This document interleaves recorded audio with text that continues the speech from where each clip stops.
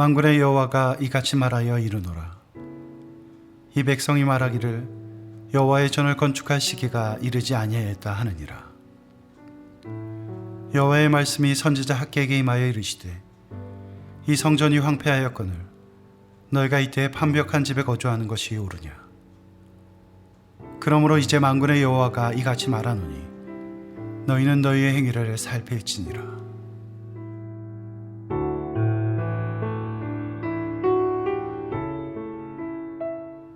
우리는 지난 시간 우리를 새롭게 하시는 하나님의 은혜에 대해 말씀을 들었습니다. 우리 안에 거하시는 성령님은 돌같이 딱딱한 마음을 제거하시고 살같이 부드러운 마음을 주십니다. 우리 안에 새 마음을 창조하시는 것입니다. 마귀가 아무리 방해해도 하나님은 그 일을 완성하실 것입니다. 결국 하나님의 율법을 기뻐하며 행할 수 있는 새 사람으로 만드실 것입니다. 하지만 그 구원의 길은 참으로 멀고 험합니다. 우리는 주님 앞에 설 때에야 그 구원 사역의 위대한 완성을 보게 될 것입니다. 길 위에 있는 우리는 때로 하나님의 은혜를 잃어버리고 방황하고 좌절하기도 할 것입니다. 미국의 유명한 복음 전도자 무디 목사님에게 누군가 성령이 충만하십니까? 라고 물었습니다.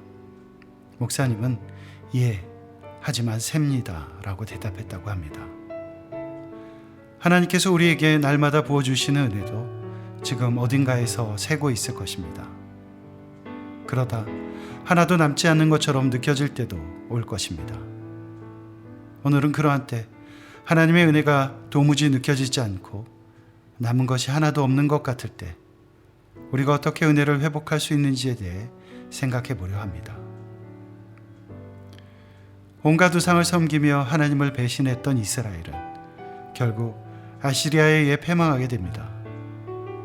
많은 사람들이 죽임을 당했고 살아남은 사람들은 포로가 되어 바빌로니아로 끌려갑니다. 이것을 바빌론 유수라고 부르는데 바빌론 유수 후 예루살렘 성은 사람이 살 수 없을 만큼 폐허가 됩니다. 솔로몬이 아름답게 건축했던 하나님의 성전도 주전 586년 느부갓네살의 침략으로 파괴된 후 방치되고 맙니다. 무너진 성전은 하나님의 영광이 이스라엘을 떠났다는 것을 상징적으로 보여줍니다. 오늘 우리는 이 무너진 성전에 대해 생각해 보려고 합니다. 무너진 성전은 오늘을 살아가는 우리에게도 자신의 믿음을 살펴보는 잣대가 됩니다. 바울은 이렇게 적었습니다. 너희는 너희가 하나님의 성전인 것과 하나님의 성령이 너희 안에 계시는 것을 알지 못하느냐? 그런데 우리는 하나님의 은혜와 영광이 충만한 성전입니까? 아니면 그 옛날 폐허가 된 예루살렘의 성전입니까? 우리 모두가 하나님의 영광이 넘치는 아름다운 성전이 되길 소망합니다. 하지만 그렇지 못하더라도 때로 은혜를 모두 잃어버리고 무너진 폐허가 된 것 같을지라도 우리는 낙심하지 않습니다. 왜냐하면 하나님께서 무너진 성전을 다시 세우시기 때문입니다. 무너진 예루살렘 성전 재건에 대한 이야기는 에스라서 1장에서 5장에 자세히 나옵니다. 바사왕 고레스 원년에 여호와께서 예레미야의 입을 통하여 하신 말씀을 이루게 하시려고 바사왕 고레스의 마음을 감동시키시매 하나님의 구원은 갑작스럽게 임합니다. 물론 그 모든 것은 하나님의 섭리 가운데 있지만 인간의 눈으로 보면 그렇다는 말입니다. 바빌로니아의 70년 포로 생활이 지나자 하나님께서 페르시아 왕 고레스의 마음을 감동시켜 조서를 반포하게 하십니다. 하늘의 하나님 여호와께서 세상 모든 나라를 내게 주셨고 나에게 명령하사 유다 예루살렘 성전을 건축하라 하셨나니. 페르시아는 하나님을 섬기는 나라가 아니었습니다. 그런데도 하나님은 페르시아의 왕인 고레스의 마음을 감동시켜 이스라엘을 회복하는 도구로 사용하십니다. 그런데 여기서 우리가 주목해야 할 것이 있습니다. 하나님께서 고레스를 통해 명령하신 것이 바로 성전 재건이라는 사실입니다. 이스라엘의 성전은 하나님의 영광과 임재를 상징합니다.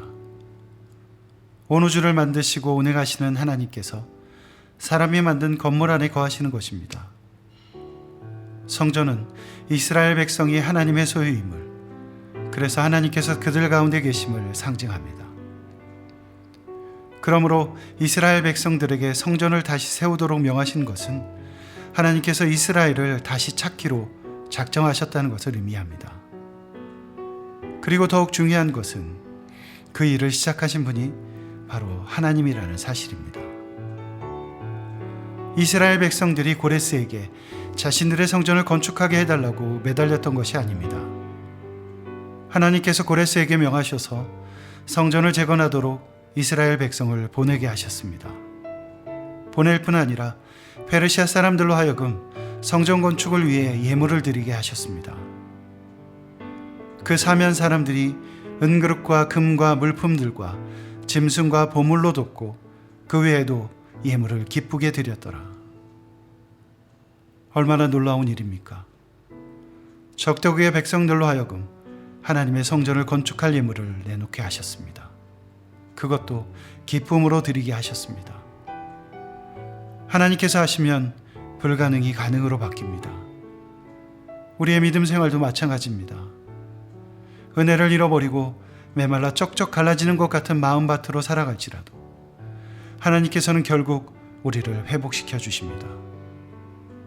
주님은 마르지 않는 은혜의 샘물입니다. 그친 것처럼 모여도 은혜의 강물은 다시 흐를 것입니다.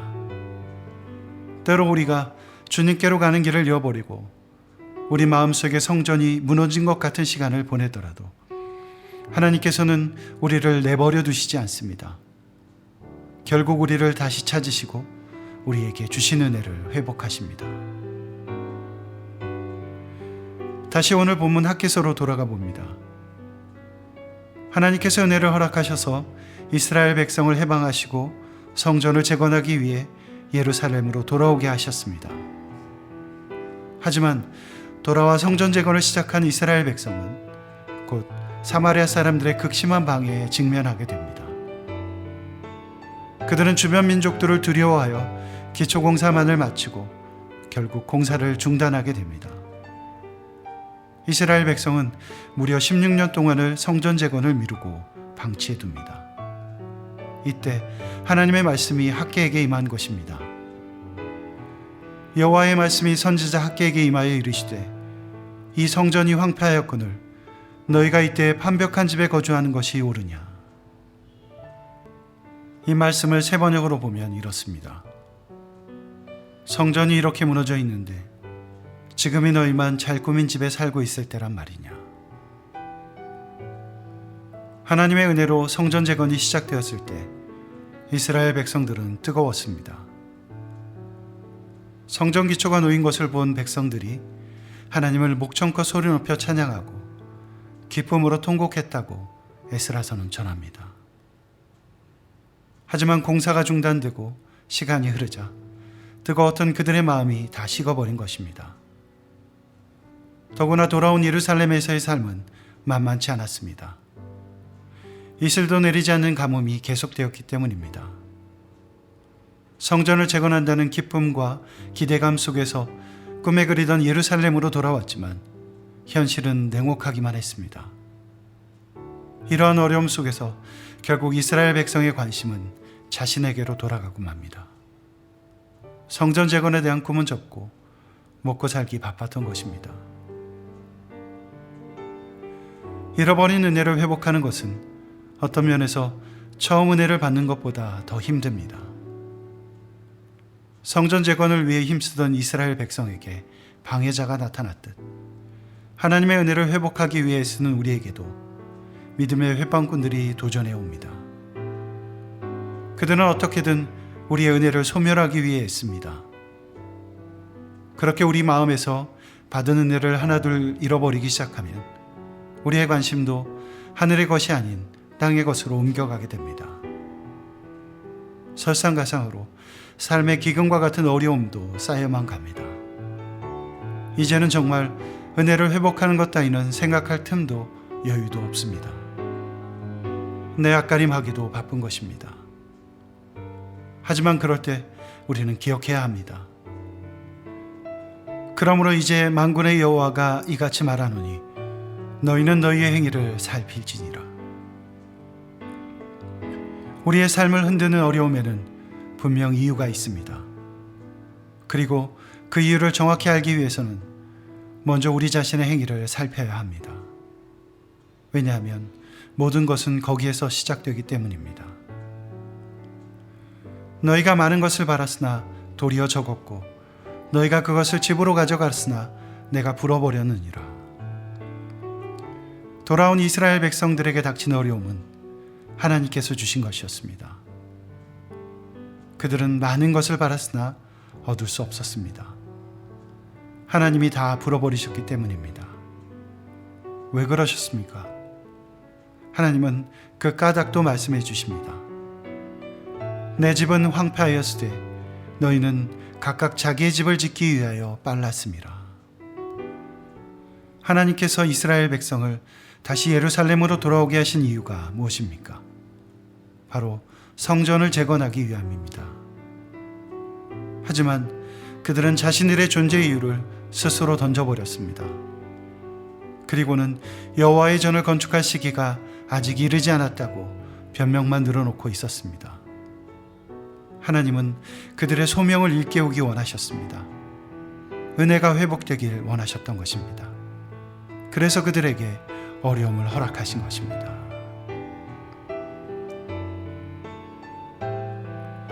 하나님께서는 은혜의 선물로 우리를 구원해 주셨습니다.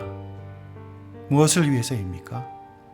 바로 우리를 하나님이 거하시는 성전이 되게 하시려는 것입니다. 하지만 기나긴 인생길에서 우리는 그 옛날 예루살렘의 무너진 성전처럼 되는 날도 있을 것입니다. 받은 은혜를 도무지 찾아볼 수 없는 메마른 마음으로 사는 것입니다. 혹시 지금 여러분 중 그런 분이 계십니까? 낙심하지 마십시오. 분명 하나님께서 여러분 안에 은혜를 회복하실 것입니다. 물론 은혜를 회복하는 것은 결코 쉽지 않습니다. 은혜를 회복하지 못하도록 방해하는 세력이 많을 것입니다. 그래도 세상을 바라보지 말고 오직 하나님만 바라보며 이 어려운 시절을 견뎌야 합니다. 우리는 중심을 잃지 말아야 합니다. C.S. 루이스의 말처럼 천국의 뜻을 두면 이 땅은 저절로 딸려오지만 이 땅의 뜻을 두면 둘 다 잃는 것입니다. 우리가 먼저 해야 할 것은 무너진 성전을 다시 세우는 것입니다. 하나님의 은혜를 회복해야 하는 것입니다. 돌아온 이스라엘 백성들에게 하나님은 먼저 삶을 재건하라고 말씀하시지 않았습니다. 하나님께서는 무너진 성전을 재건하도록 명령하셨습니다. 하나님의 은혜를 회복하라. 내 마음속에 무너진 성전을 다시 세워라. 이것이 하나님의 명령입니다. 우리가 그 명령에 순종하여 무엇보다 하나님의 은혜를 회복하기 위해 힘쓴다면 하나님께서 우리의 삶을 책임지실 것입니다. 하지만 주님의 말씀을 따르지 않는다면 우리의 어려움도 끝이 없을 것입니다. 하나님의 은혜, 그 은혜가 아니면 우리는 아무것도 아니기 때문입니다.